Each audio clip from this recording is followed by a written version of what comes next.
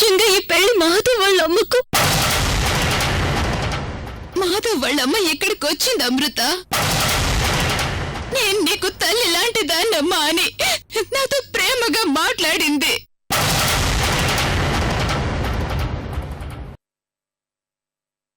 రేఖ, వాణ్ణి కాసేపు వదిలే. బోసు, టీ కాఫీలు ఏమీ వద్దు, నువ్వు కాసేపు సైలెంట్గా ఉండు. రేఖ, మన మాధవ్ రోజు రోజుకి చేయి దాటిపోతున్నాడు. పరిస్థితి ఇలాగే ఉంటే చాలా కష్టం.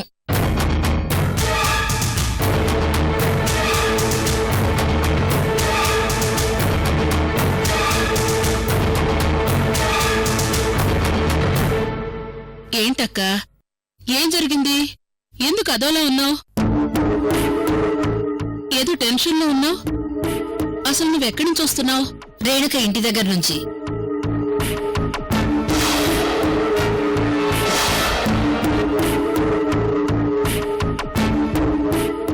అక్కడికి నువ్వెందుకెళ్ళావే? వెళ్తే వెళ్ళింది రావే. అక్క, వెళ్ళావు, ఏం జరిగింది చెప్పు. Aunty, past is past. ప్రేమ లేదు, గీమా లేదు. మాధవ్ అన్నీ మర్చిపోయాడు కదా.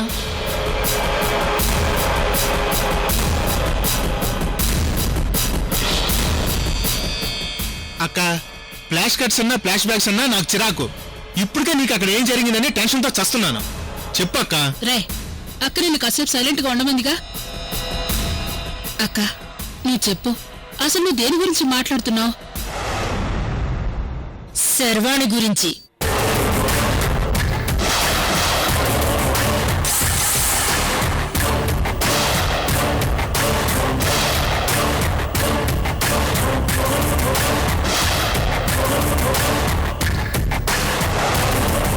అక్క, నిన్ను శర్వాణి గురించి ఆలోచించొద్దని, దానికి ఫోన్ కూడా చెయ్యొద్దని చెప్పాను కదే. నువ్వు ఆ రోజు చెప్పింది కరెక్టే రేఖ. తన ఫోన్లో చెప్తే వినే పరిస్థితిలో లేదిప్పుడు. శర్వాణి రేణుక గొంతు కోస్తుంటే నాకేం చేయాలో అర్థం కావట్లేదే. నా బాధ కూడా అదే కదక్క. అక్క, ఇప్పుడు నీకు శర్వాణి ఎక్కడ కలిసింది? అయ్యో రేఖ, ఏం చెప్పమంటావే? మన మాధవ్ చస్తానని బెదిరించి నన్ను ఆ రేణుక ఇంటికి తీసుకెళ్లాడు. అక్కడ ఆ శర్వాణి ఏం చేస్తుందో, వీడు ఆ రేణుకుని ఎందుకు పెళ్లి చేసుకుంటానంటున్నాడో వాళ్ళ చేష్టలు నాకేం అర్థం కావట్లేదే. పాపం ఆ అమ్మాయి రేణుక అమాయకురాలే.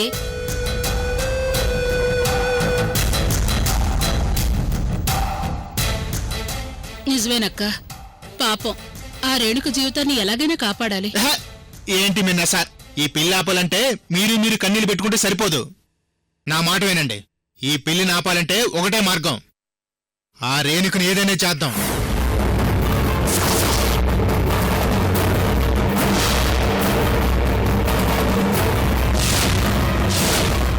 రేఖ, వాడేం మాట్లాడుతున్నాడో కనీసం నీకైనా అర్థమవుతుందా? నేను చెప్తున్నదేమిటి, వాడు చెప్తున్నదేమిటి? ఒరే, అక్క రేణుక అమాయకురాలని చెప్పింది కదా. ఓహో, రేణుక అమాయకురాలు అయితే శర్వాణి ఏదైనా చేద్దాం. మనకు శర్వాణి అయితే ఏంటి, రేణుకైతే ఏంటి?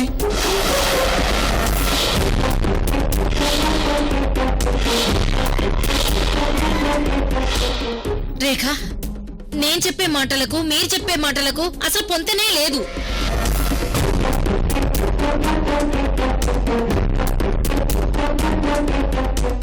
నేను అనవసరంగా పిల్లల జీవితాలు నాశనం అయిపోతాయని భయపడుతున్నాను. కానీ వీడి మాటలను బట్టి నువ్వేదో ఆశిస్తున్నావని నాకు అర్థమైంది.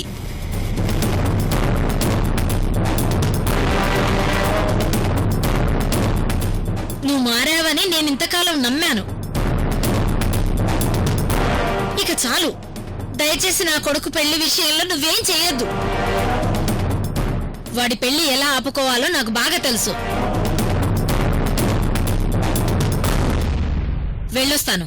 అక్క, నువ్వు పొరపాటు పడుతున్నావు. నేనెప్పుడూ మారిపోయాను. శర్వాణి రేణుక వాళ్ళెవరో అన్నది కూడా నువ్వు చెప్పేదాకా నాకు తెలీదు. వీడేదో వాగాడని వీడి మాటని నువ్వు తప్పుగా అర్థం చేసుకుంటున్నావు. అవునక్క, నాకు కూడా రేణుక శర్వాణి అంటే ఎవరో తెలీదు. అక్క, నేను ఆలోచించేది మన మాధవ్ గురించే. చూస్తూ చూస్తూ వాడి భవిష్యత్తు చెడిపోతుందని రోజు ఇద్దరు ఎంత బాధపడుతున్నామో తెలుసా? నువ్వు కోప్పడకక్క. ముందు ప్రశాంతంగా ఆలోచించి ఏం చేయాలో నువ్వే చెప్పు. రేఖ, నేనిప్పుడు నీకేం చెప్పినా చెప్పిందే చెప్పడం అవుతుంది. వినడానికి నీకు ఓపికున్నా చెప్పడానికి నాకు విసుగొస్తుంది.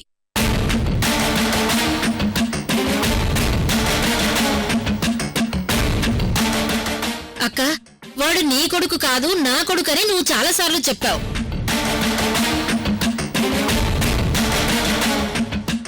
ఆ రేణుక శర్వాణిల మధ్య వాడు బలైపోతుంటే ఇంతకాలం నువ్వు చేసింది ఏమీ లేదు.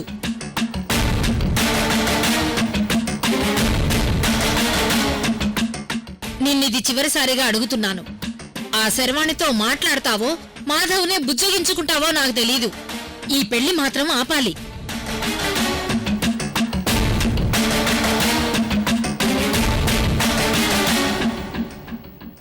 నీ పనిలో నువ్వుండు, నా పనిలో నేనుంటాను. ఇద్దరం కలిసి ఈ పెళ్లి జరగకుండా ఆపాలి.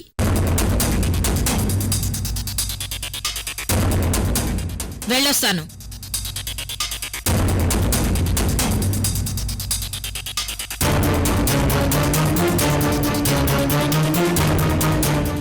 ఇదేంటక్క, ఈ పెళ్లి అమృత ఆపడానికంటే ముందు మన అక్క ఆపేలా ఉంది. ఇప్పుడు ఏం చేద్దాం? పరిస్థితులు అక్కడి వరకు రాకముందే శర్వాణి అమృతుల మధ్య ఇంకా దూరాన్ని పెంచాలి. రేయ్, నేను వెళ్లి శర్వాణిని కలిసొస్తాను. నువ్విక్కడే ఉండు. అక్క, నీకు పని పట్లేదా? ఇప్పుడు శర్వాణితో మనకు పని ఏంటే? కథలో కీ పాయింట్ శర్వాణియరా. అవసరం ఉన్న చోట కీ పాయింట్ ని వాడుకోవాలి. ఇప్పుడు నీకు చెప్పిన అర్థం కాదు గాని నువ్విక్కడే ఉండు.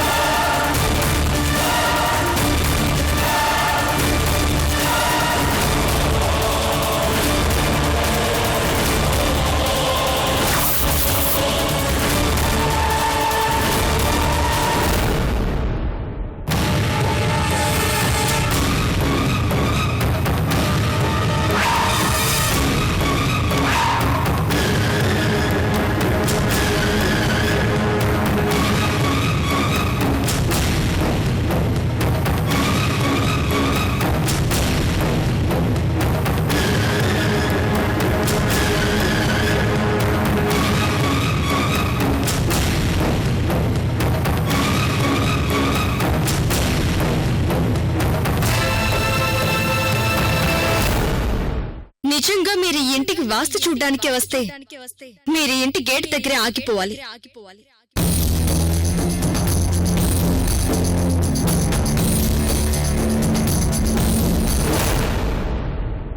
అమృత అలియాస్ అర్చన, రండి. మాధవ్ గారు, నేను మా రేణుకని కాపాడడం కోసం మీ దగ్గరికి వచ్చాను. పాపం మా రేణు అమాయకురాలు, ఎవరేం చెప్పినా నమ్మేస్తుంది. ఓహో, మీరు నా పెళ్లి విషయం గురించి మాట్లాడడానికి వచ్చారా? రండి, కూర్చొని మాట్లాడుకుందాం. ఇంట్లో మా అమ్మగారు లేరు. టీ, కాఫీ లాంటి ఫార్మాలిటీస్ చేయలేనందుకు సారీ. రండి, కూర్చోండి.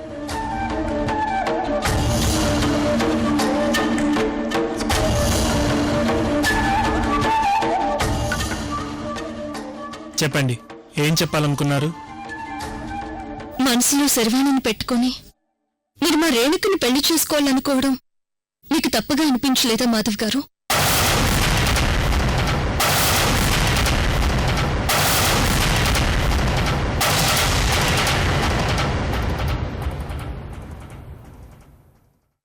తప్పు ఒప్పుల గురించి మీరు మాట్లాడుతుంటే నవ్వొస్తుంది అమృత.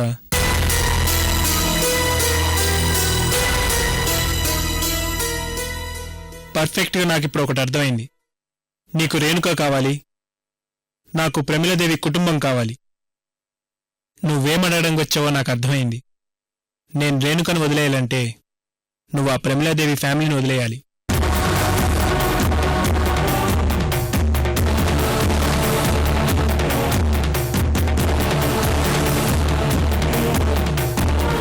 నువ్వు వదిలేస్తే నేను వదిలేస్తాను.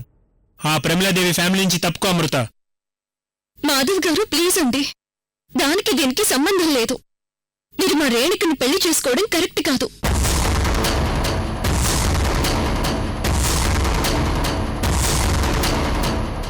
మీరు శర్వాణిని ప్రేమించారు, మీరు తనని పెళ్లి చేసుకోవడమే న్యాయం. నాకు పెళ్లి లైఫ్ కంటే నా ప్రొఫెషనే ముఖ్యం అమృత.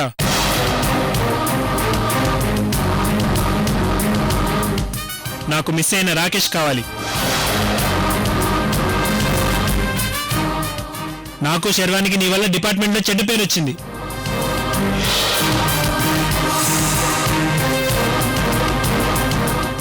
ఇప్పుడు అవసరం నీది, అవకాశం నాది.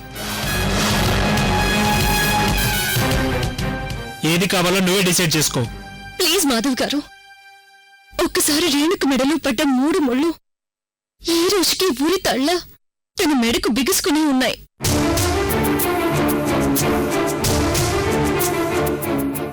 తెలిసి మళ్ళీ మీరు తన మెడలో తాళి కడితే రేపు ఆ తల్లి తనని వెక్కిరిస్తుంది.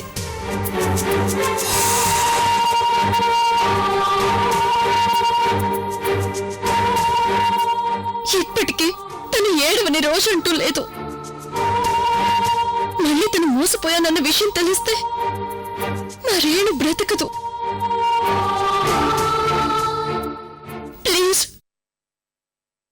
మీరీ పెళ్లి చేసుకోను అంటే ఆల్మోస్ట్ తనకి ప్రాణభిక్ష పెట్టినట్టే. మిమ్మల్ని ప్రాధేయపడుతున్నాను అనుకోండి.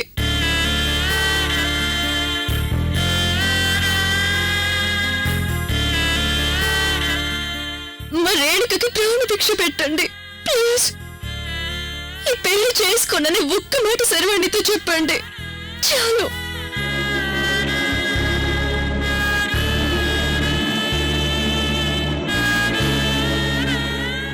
నేను అడిగిన దానికి నువ్వు చెప్పేదానికి సంబంధమే లేదు అమృత.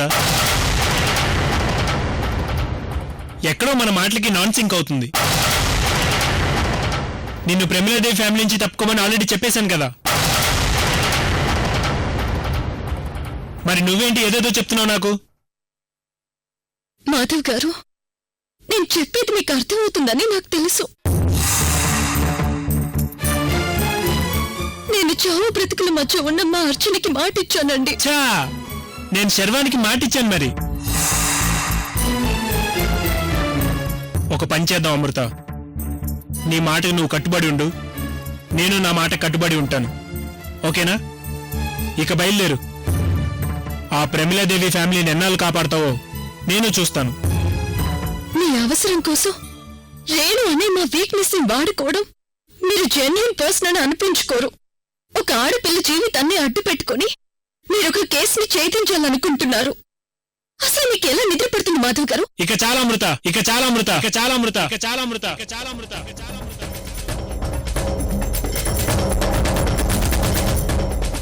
ఇంతకు మించి ఒక్క మాట స్లిప్ అయినా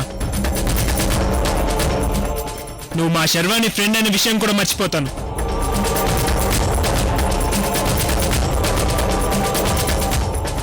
ఏంటి పెద్ద ఓహోహో అంటూ నోటికి ఎంత వస్తే అంత మాట్లాడుతున్నావు?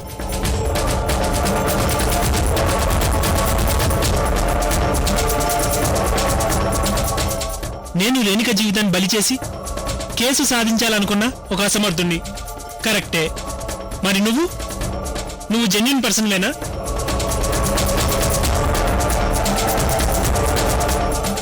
అమృత ఇప్పుడు జెన్యూన్ పర్సనేనా?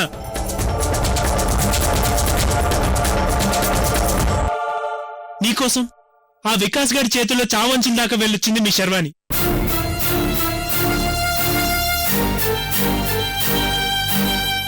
నీకోసం ఎన్నోసార్లు జాబ్ కూడా వదిలేసుకోవడానికి సిద్ధపడింది.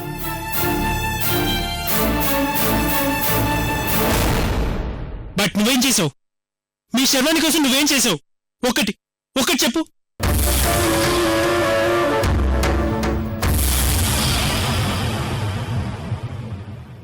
పోనీ నేను చెప్పనా? మా కమిషనర్ ముందు శర్వాన్ని తలదించుకునేలా చేసావు. మా డిపార్ట్మెంట్లో నవ్వులు పాలు చేసావు. కేసు కోసం వెతుకుంటూ నీ దగ్గరకు వస్తే తన కర్తవ్య బోధ చేసి పంపించావు.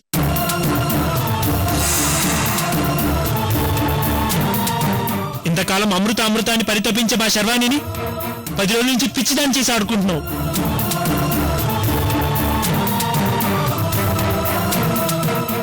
ఇది చాలక ఇప్పుడు రేణుకను ఉద్ధరించడానికి వచ్చావా?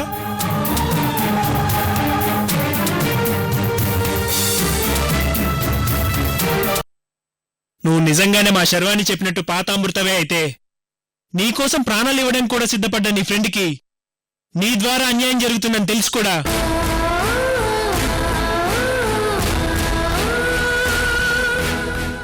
ఆ ఫ్యామిలీ నుంచి తప్పుకోనంటున్నావు చూసావా? అప్పుడే నువ్వేంటో నీ మెంటాలిటీ ఏంటో నాకు అర్థమైంది.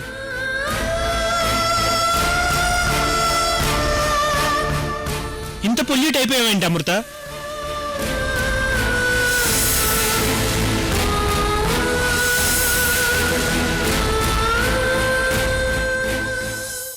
చివరికి మీ చేతులు కూడా అవమానపడాల్సి వచ్చింది. నిన్నటి వరకు మా శర్వాణి నన్ను మాటలతో వేధించింది. నా రేణుకు కూడా నేను అబద్ధం ఆడుతున్నానని నన్ను క్వశ్చన్ చేసింది. నా ఫ్రెండ్ని కాపాడుకోవడం కోసం దిక్కుతోచిన పరిస్థితుల్లో నేను మీ దగ్గరికి వస్తే నన్ను గెంటేయకుండానే చీకొట్టి గెంటేసినట్టు చేశారు.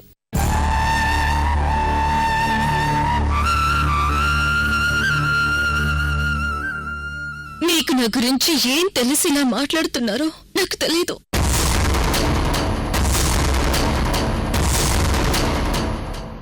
మీతో ఇంతసేపు మాట్లాడేంత పరిచయం కూడా మన మధ్య లేదు. మీరు చంపుతానని బెదిరించినా లేకపోతే ఎమోషనల్ బ్లాక్మెయిల్ చేసినా నేను నమ్మిన వాళ్ళని, నన్ను నమ్ముకున్న వాళ్ళని ఎప్పటికీ వదిలిపెట్టలేను.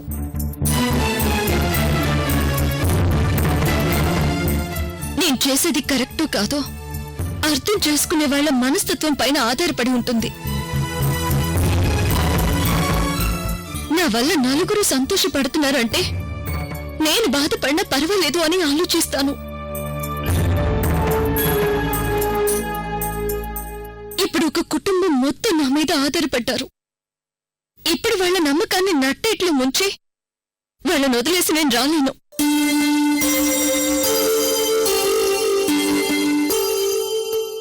నాకు నేను మాటిచ్చిన ప్రమీలాదేవి గారి ఫ్యామిలీ కావాలి. నా కోసం ప్రాణాలిచ్చే ఫ్రెండ్స్ కూడా కావాలి.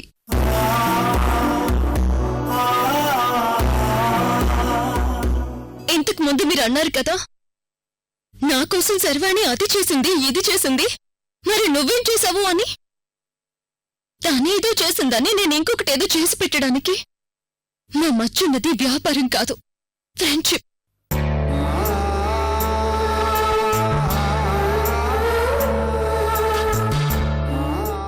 నేను పోయినా పర్వాలేదని తను ప్రాణాలతో ఉండాలని నేను అనుకుంటాను. తను పోయినా నేను ప్రాణాలతో ఉండాలని తను అనుకుంటుంది. ఇంతకాలం మా మధ్య ఏ బాండింగే ఉంది. అమృత, శర్వాణి, రేణుక వీళ్ళలో ఎవరు గొప్ప అని ఎవరినైనా అడిగితే ముగ్గురు గొప్పే అని చెబుతారు. ఎందుకంటే మేం ముగ్గురు ఎప్పటికీ మంచి ఫ్రెండ్స్ గా కలిసి ఉంటాం కాబట్టి.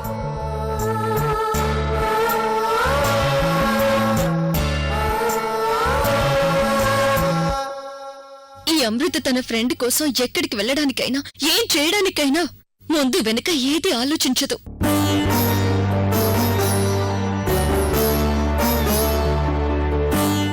నా ముందుండేది వాళ్లే, నా వెనకుండేది వాళ్లే అయినప్పుడు ఇంకా నేను ఆలోచించుకునే అవసరం కూడా నాకు లేదు.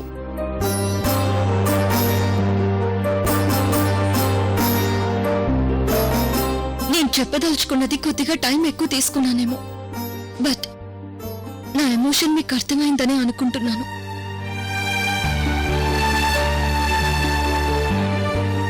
రిపీట్ అవుతున్నా మళ్ళీ చెప్తున్నానండి, నాకు నా వాళ్ళు కావాలి, నన్ను నమ్ముకున్న వాళ్ళు కావాలి. నేనెవరిని వదులుకోలేను.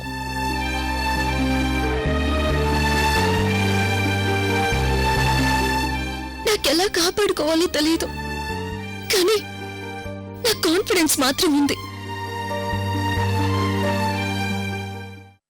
వస్తాను మాధవ్ గారు.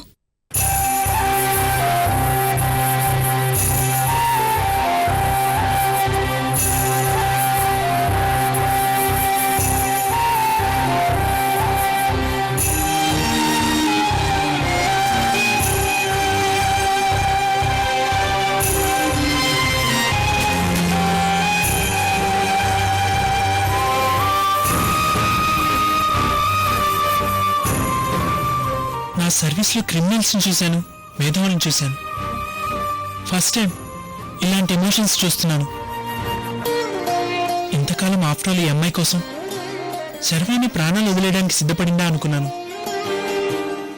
ఒక పోలీస్ ఆఫీసర్గా నేను వ్యతిరేకించిన నీ ఫ్రెండ్కి ఫ్రెండ్గా నేను అప్రిషియేట్ చేయకుండా ఉండలేకపోతున్నాను. నువ్వు సామాన్యురాలివి కాదు. Hats off to Amrutha.